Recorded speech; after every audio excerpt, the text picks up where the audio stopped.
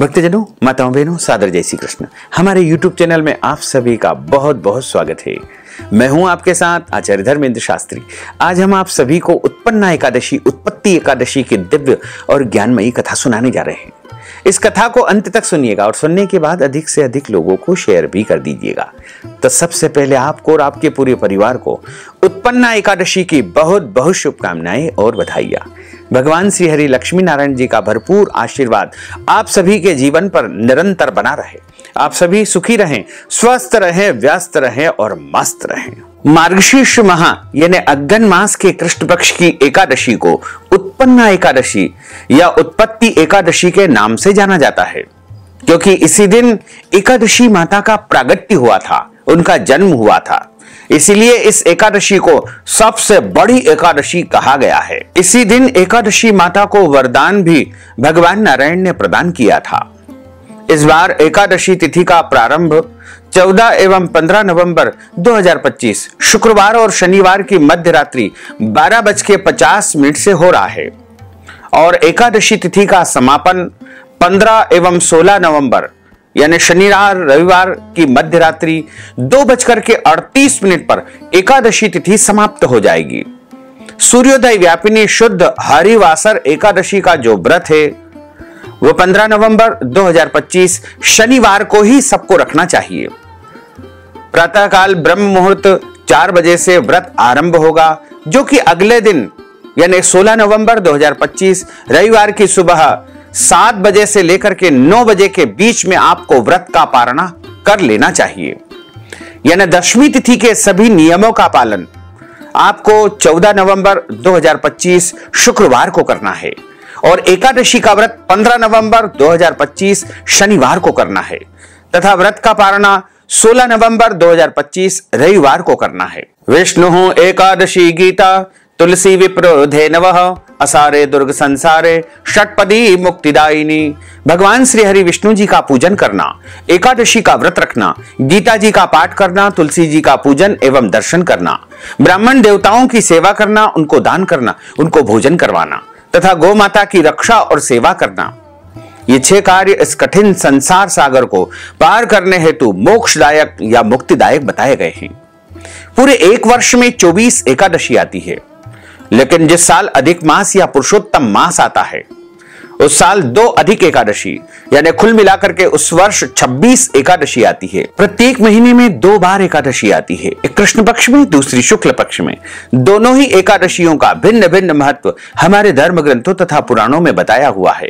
एकादशी का व्रत भगवान श्री हरि लक्ष्मी नारायण जी का परम प्रिय व्रत है और एकादशी का व्रत करने से मनुष्यों के कई जन्मों के पाप जड़ से नष्ट हो जाते हैं तथा उनके पुण्यों का उदय होता है।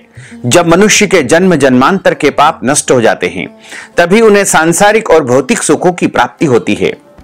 जो भक्तजन माताएं बहनें एकादशी का व्रत करते हैं उनको दशमी तिथि से लेकर के द्वादशी तक कुछ महत्वपूर्ण नियमों का पालन अनिवार्य रूप से करना चाहिए। दशमी के दिन एक समय शुद्ध एवं सात्विक भोजन करें तथा इस दिन चावल, शहद, लहसुन, प्याज, मांस, मदिरा, मसूर की दाल, कटहल की सब्जी का उपयोग नहीं करना चाहिए।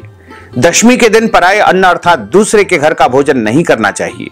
ब्रह्मचर्य व्रत का पालन करना चाहिए। एकादशी के दिन सुबह जल्दी उठ करके स्नान करके पूजा अर्चना करके एकादशी व्रत का संकल्प धारण करना चाहिए। पद्म पुराण के उत्तरखंड के अध्याय 64 में श्लोक नंबर 34 में लिखा हुआ है, एकादश्याम निराहार स्थित्वाहम परेहनि भोक्ष्यामि पुंडरीकाक्ष शरणम में भवाच्युत। हे कमल नयन, हे वासुदेव, हे जनार्दन, हे अच्युत, मैं एकादशी के दिन निराहार रह करके अगले दिन ही भोजन करूंगा। यदि आप ऐसा भी बोल देंगे तो भी आपका संकल्प हो जाएगा, लेकिन आपके घर में, आपके निवास स्थान पर संकल्प करने की व्यवस्था है तो आप हाथ की मुद्रा को इस प्रकार रखें और अपने हाथ में शुद्ध जल, पीले पुष्प, जौ, तिल, कुछ पैसे, सुपारी, तुलसी जी का पत्ता रख करके 3 बार बोलिएगा ओम विष्णवे नमः, ओम विष्णवे नमः, ओम विष्णवे नमः। ओम तिथिर्विष्णु स्थावारो नक्षत्रम विष्णुरेव च योगश्च करुणम विष्णु सर्वम विष्णुमयम जगत।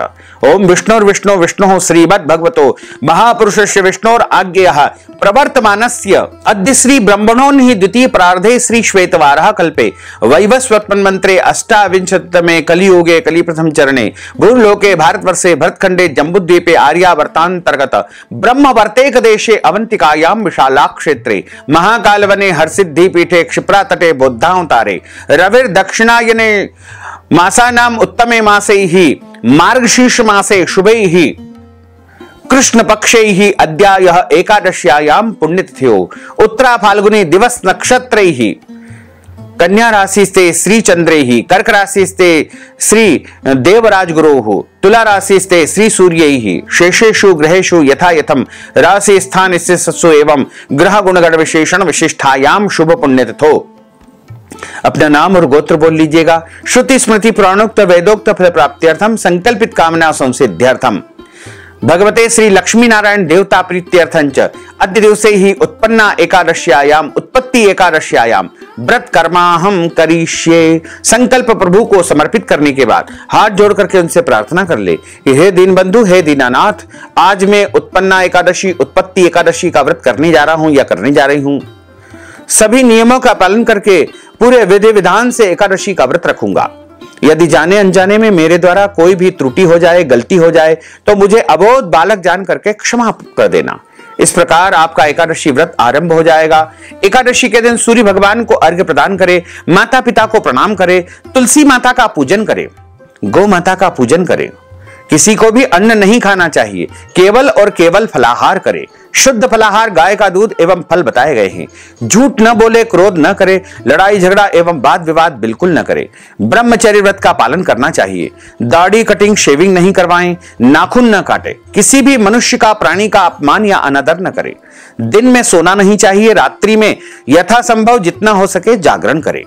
पूजन पाठ करके ब्राह्मण देवता के मुख से ही एकादशी व्रत कथा का श्रवण करे, क्योंकि ब्रह्म वाक्य जनार्दन, जब आप ब्राह्मण के मुख से कथा का श्रवण करते हैं तो आपको भगवान नारायण के श्री मुखारविंद से कथा सुनने का पुण्य प्राप्त होता है। और कथा सुनने के बाद ब्राह्मण देवता को यथाशक्ति दक्षिणा भी प्रदान करें। शुभ मुहूर्त में एकादशी के अगले दिन ही आपको व्रत का पारणा करना चाहिए। उत्पन्ना एकादशी के दिन सुबह स्नान करने के बाद, व्रत का संकल्प करने के बाद श्री हरि विष्णु का पूजन किया जाता है और भगवान विष्णु को साक्षी मान करके केले के वृक्ष की पूजा भी करना चाहिए। पूजा करते हुए उन्हें पीले फल, पीले पुष्प, तुलसी दल और पंचामृत समर्पित किया जाता है तथा एकादशी के दिन श्री विष्णु सहस्त्र नाम का पाठ भी किया जाता है। जो मनुष्य भगवान विष्णु का विधि विधान से इस दिन पूजा करते हैं उनके सारे पाप नष्ट हो जाते हैं। उत्पन्ना एकादशी के दिन माता एकादशी का जन्म हुआ है, प्रागट्य हुआ है, इसलिए इस दिन मां एकादशी की भी पूजा करना अत्यंत पुण्यदायक माना जाता है। इसके साथ ही जो कोई भी इस दिन देवी एकादशी की पूजा करता है उसे अपने पिछले पापों से, दोषों से छुटकारा मिल जाता है। इसके अलावा यह भी बताया गया है कि आप ये व्रत रखते हैं तो आपको मोक्ष प्राप्त होगा। इस दिन दान करने पर 1000 गायों के दान से अधिक पुण्य प्राप्त होता है। इससे बड़ा कोई भी पुण्य नहीं है। मार्गशीर्ष माह के कृष्ण पक्ष की एकादशी को उत्पन्ना एकादशी या उत्पत्ति एकादशी के नाम से जाना जाता है। इस बार एकादशी तिथि का प्रारंभ 14 एवं 15 नवंबर 2025 शुक्रवार एवं शनिवार की रात 12:50 से हो रहा है और एकादशी तिथि का समापन 15 एवं 16 नवंबर 2025 शनिवार रविवार की रात को 2:38 पर होगा। अतः उत्पन्ना एकादशी का व्रत 15 नवंबर 2025 शनिवार को ही सबको रखना है। सुबह 4 बजे से व्रत आरंभ हो जाएगा, जो कि अगले दिन यानी 16 नवंबर 2025 रविवार की सुबह 7 बजे से 9 बजे के बीच में आपको व्रत का पारणा कर लेना चाहिए। अब हम आप सभी को उत्पन्ना एकादशी की दिव्य और ज्ञानमयी कथा सुनाने जा रहे हैं। गुरुर्ब्रह्मा गुरुर्विष्णु गुरुर्देवो महेश्वरा गुरुः साक्षात् परब्रह्म तस्मै श्री गुरुवे नमः। कृष्णाय वासुदेवाय हरये परमात्मने प्रणतः क्लेशनाशाय गोविन्दाय नमो नमः। वरः पीडं नटवरवपुः कर्णयोः कर्णिकारं बिभ्रद्भास कनककपीशं वैजयन्तीं च मालां रन्ध्रान् वेणोर्धरसुधया पूरयन् गोपवृन्दैः वृन्दारण्य लावण्यम सपदरमणम प्राविशत गीत कीर्ति। जय जय श्री राधा रमण, जय जय नवल किशोर, जय गोपी चित चोर प्रभु, जय जय माखन चोर। मात मेरी श्री राधिका, पिता मेरे घनश्याम, इन दोनों के चरणन में मेरा बारंबार प्रणाम। मोहिनी मूरत श्याम की वो मन रही समाय, जो मेहंदी के पात में लाली रही समाय। धन यौवन एक दिन उड़ जाएंगे जैसे उड़े कपूर, मन मूरख तू राम भज क्यों चाटे जगधूर। राम कृष्ण दो एक है अंतर नहीं निमेष, इनके नयन गंभीर है उनके चपल विशेष। बोलिए श्री लक्ष्मी नारायण भगवान की जय। उत्पन्ना एकादशी व्रत कथा के संदर्भ में बताया गया है कि एक समय की बात है, सूत जी महाराज कहने लगे कि हे ऋषियों, इस व्रत का वृत्तांत और उत्पत्ति प्राचीन काल में भगवान कृष्ण ने अपने परम भक्त युधिष्ठिर को सुनाई थी, वही मैं तुम्हें सुनाने जा रहा हूं। एक समय राजा युधिष्ठिर ने भगवान से प्रश्न किया कि हे प्रभु, मार्गशीर्ष माह के कृष्ण पक्ष की एकादशी व्रत की विधि क्या है और उसका फल क्या प्राप्त होता है तथा इस दिन किस प्रकार से क्रिया की जाती है, आप कृपा करके मुझे सुनाइए। यह वचन सुनकर के भगवान कृष्ण कहने लगे कि हे राजन, मैं तुमसे एकादशी व्रत का महात्म्य कहने जा रहा हूं। सर्वप्रथम हेमंत ऋतु में मार्गशीर्ष माह के कृष्ण पक्ष की एकादशी से इस व्रत को आरंभ किया जाता है। दशमी को सायंकाल भोजन के बाद अच्छी प्रकार से दातुन करें ताकि अन्न का अंश मुंह में न रह जाए। रात्रि को भोजन कदापि न करे, अधिक नहीं बोलना चाहिए। एकादशी के दिन प्रातःकाल 4 बजे तक उठ करके पहले व्रत का संकल्प करें और उसके बाद सभी नित्य क्रिया से निवृत्त होकर के आपको एकादशी का व्रत करना चाहिए। चोर, पाखंडी, परिस्त्रीगामी, निंदक, मिथ्याभाषी तथा किसी भी प्रकार के पापी से वार्तालाप बिल्कुल न करें। स्नान के बाद धूप दीप नैवेद्य आदि से 16 प्रकार से भगवान का पूजन अर्चन करें। रात को दीप दान करें। रात्रि में सोना या प्रसंग नहीं करना चाहिए। भजन कीर्तन करना चाहिए। जो कुछ पहले जाने अनजाने में पाप हो गए हों उनके लिए क्षमा याचना करनी चाहिए। धर्मात्मा पुरुषों को भगवान कृष्ण की प्रसन्नता के लिए दोनों पक्ष यानी कृष्ण पक्ष, शुक्ल पक्ष दोनों ही एकादशियों को समान भाव से समझ करके व्रत करना चाहिए। जो मनुष्य इस विधि से एकादशी का व्रत करते हैं उन्हें शंखोद्धार तीर्थ में स्नान करके भगवान के दर्शन करने से जो फल प्राप्त होता है वह एकादशी व्रत के 16वें भाग के समान नहीं है। व्यतिपात के दिन दान देने का लाख गुना फल होता है, संक्रांति से 4 लाख गुना तथा सूर्य एवं चंद्र ग्रहण में स्नान दान से जो पुण्य प्राप्त होता है वही पुण्य एकादशी के दिन व्रत करने से मनुष्य को सहज ही मिल जाता है। अश्वमेध यज्ञ करने से 100 गुना फल तथा 1 लाख तपस्वियों को 60 वर्ष तक भोजन कराने से 10 गुना फल, 10 ब्राह्मणों अथवा 100 ब्रह्मचारियों को भोजन करवाने का 1000 गुना पुण्य भूमि दान करने से होता है। उससे 1000 गुना पुण्य कन्यादान करने से प्राप्त होता है। उससे भी 10 गुना पुण्य विद्या दान करने से होता है। विद्यादान से 10 गुना पुण्य भूखे को भोजन करवाने से प्राप्त होता है। अन्नदान के समान इस संसार में कोई भी ऐसा कार्य नहीं है जिससे देवता और पितर दोनों तृप्त होते हों, परंतु एकादशी व्रत का पुण्य सबसे अधिक बताया गया है। हजारों यज्ञों से भी अधिक इसका फल प्राप्त होता है। इस व्रत का प्रभाव देवताओं को भी दुर्लभ है। रात्रि को भोजन करने वाले को उपवास का आधा फल मिलता है और दिन में 1 बार भोजन करने वाले को भी आधा ही फल प्राप्त होता है, जबकि फलाहार करके निर्जला व्रत रखने वाले का महात्म्य तो देवता भी वर्णन नहीं कर सकते हैं। युधिष्ठिर कहने लगे कि हे भगवान, आपने हजारों यज्ञ और लाख गोदानों को भी एकादशी व्रत के बराबर नहीं बताया है, सो यह तिथि सब तिथियों से उत्तम कैसे हुई, यह भी मुझे बताइए। भगवान कहने लगे कि हे युधिष्ठिर, सतयुग में मुर नाम का दैत्य उत्पन्न हुआ। वह बड़ा बलवान और भयानक था। उस प्रचंड दैत्य ने इंद्र, आदित्य, वसु, वायु, अग्नि आदि समस्त देवताओं को पराजित करके भगा दिया। तब इंद्र सहित सभी देवताओं ने भयभीत होकर के भगवान शिव से सारा वृत्तांत कहा और बोले कि हे कैलाशपति, मुर दैत्य से भयभीत होकर के सब देवता मृत्यु लोक में भ्रमण कर रहे हैं। तब भगवान शिव ने कहा कि हे देवताओं, तीनों लोकों के स्वामी, भक्तों के दुखों को नाश करने वाले भगवान विष्णु की शरण में जाओ, वे ही तुम्हारे दुखों को दूर कर सकते हैं। शिव जी के ऐसे वचन को सुनकर के सभी देवता क्षीर सागर में पहुंचे। वह भगवान को शयन करते देख करके हाथ जोड़ करके उनकी स्तुति करने लगे। हे देवताओं द्वारा स्तुति करने योग्य प्रभु, आपको बारंबार प्रणाम करते हैं, नमस्कार करते हैं। देवताओं की रक्षा करने वाले मधुसूदन, आपको नमस्कार है। आप हमारी रक्षा करें। दैत्यों से भयभीत होकर हम आपकी शरण में आए हुए हैं। और हे प्रभु, हम आपको बारंबार नमन करते हैं, प्रणाम करते हैं। आप इस संसार के कर्ता, माता पिता, उत्पत्ति और पालन करता है तथा संहार करने वाले भी आप है। सबको शांति देने वाले भी आप है। आकाश और पाताल भी आप है। सबके पितामह ब्रह्मा, सूर्य, चंद्र, अग्नि, सामग्री, होम, आहुति, मंत्र, तंत्र, यंत्र, जप, यजमान, यज्ञ, कर्म, कर्ता, भोक्ता, सभी कुछ आप हो। आप सर्वव्यापक है। आपके सिवा तीनों लोकों में चर तथा अचर कुछ भी नहीं है। हे भगवान, दैत्यों ने हमको जीत करके स्वर्ग से भ्रष्ट कर दिया है और हम सब देवता इधर उधर भागे भागे फिर रहे हैं।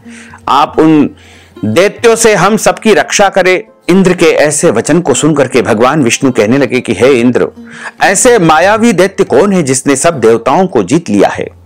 उसका नाम क्या है? उसमें बल कितना है और किसके आश्रय में है तथा उसका स्थान कहां है? यह सब मुझे कहो। भगवान के ऐसे वचन को सुनकर के इंद्र बोले कि भगवान, प्राचीन समय में एक नाड़ी जंग नामक राक्षस था। उसके महापराक्रमी और लोक विख्यात मुर नाम का एक पुत्र उत्पन्न हुआ। उसकी चंद्रावती नाम की नगरी है। उसी ने सब देवताओं को स्वर्ग से निकाल करके वहां अपना अधिकार जमा लिया है।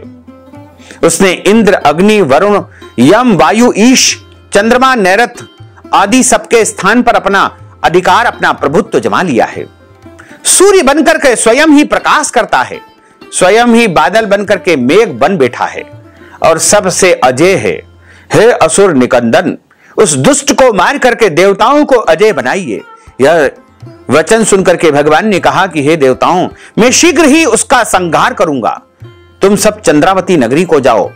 इस प्रकार कह करके भगवान सहित सभी देवताओं ने चंद्रावती नगरी की ओर प्रस्थान किया।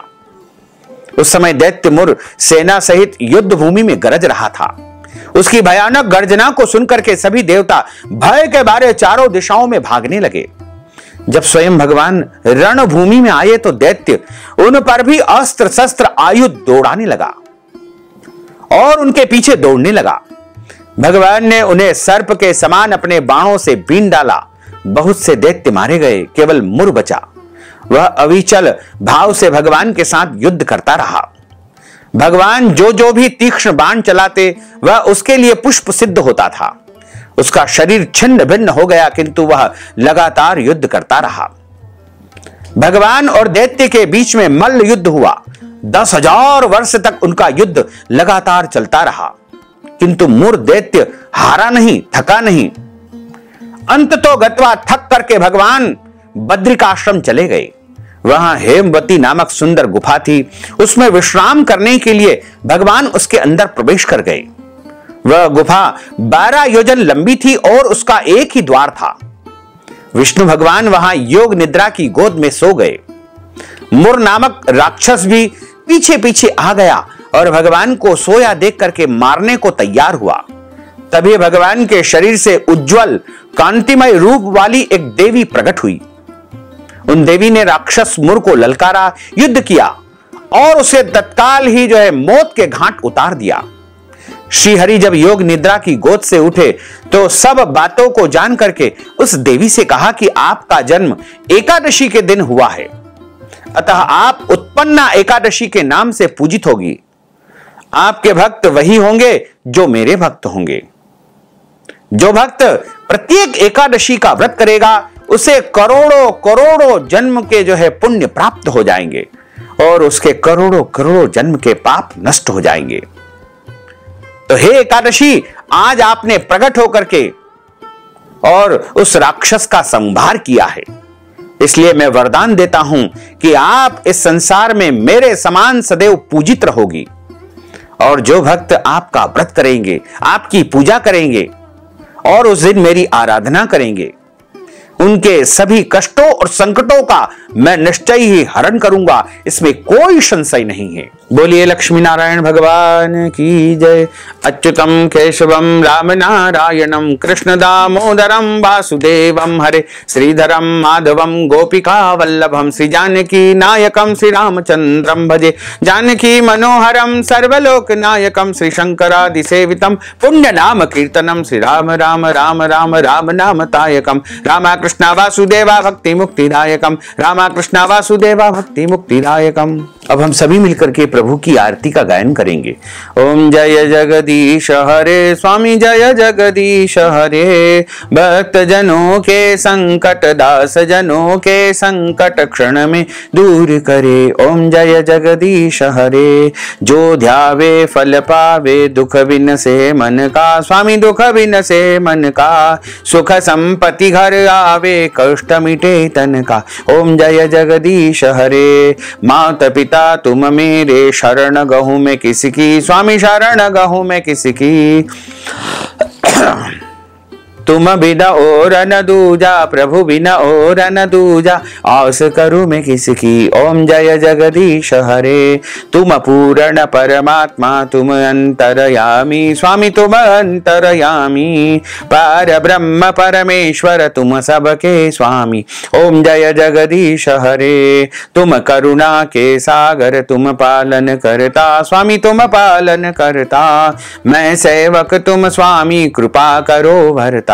ओम जय जगदीश हरे तुम हो एक अगोचर सबके प्राणपति स्वामी सबके प्राणपति किस विध मिलहूं दयामय तुमको मैं सुमति। ओम जय जगदीश हरे दीन बंधु दुख हरता तुम रक्षक मेरे स्वामी तुम ठाकुर मेरे अपने हाथ उठाओ अपनी शरण लगाओ द्वार पड़ा तेरे। ओम जय जगदीश हरे विषय विकार मिटाओ पाप हरो देवा स्वामी पाप हरो देवा श्रद्धा भक्ति बढ़ाओ संतन की सेवा।